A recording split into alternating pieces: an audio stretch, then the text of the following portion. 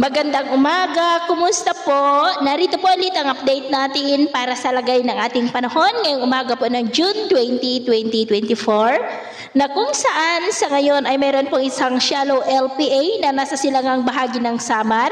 Hindi naman po ito inaasahan na maging bagyo pero dahil sa pinagsamang epekto ng habagat at ng trough ng LPA ay makakaranas po ngayon ng maulap na kalangitan with isolated rain sa malaking bahagi ng Southern Luzon, Visayas at Mindanao, lalo na po sa mga susunod pa na oras. At sa ating long range forecast ay wala naman pong bagyo na namamataan na tatawid dito sa ating bansa hanggang sa matapos ang buwan na ito.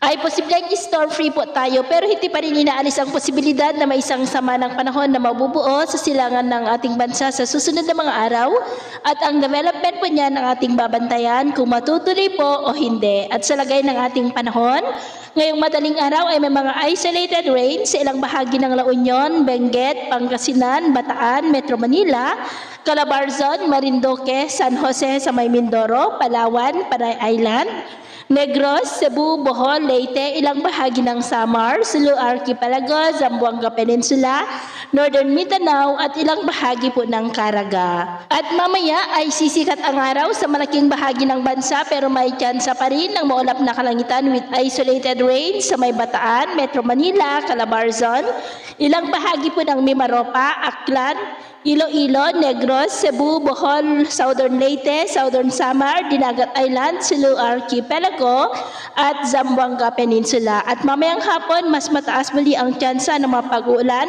sa malaking bahagi ng bansa at posibleng malalakas na ulan dyan sa may Mimaropa, Kabisayaan at Mindanao.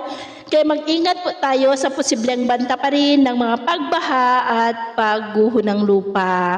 At sa atin naman pong mga baybayin, wala naman po tayong nakataas na namang gale warning signals.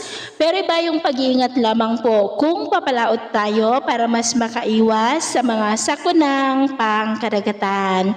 So, yun po ang latest update natin sa araw na ito. At ako po muli si James na nagsasabing sa kahit ano pagsubok po na darating sa ating buhay, huwag na huwag po tayong mawawalan ng pag-asa. Thank you and God bless!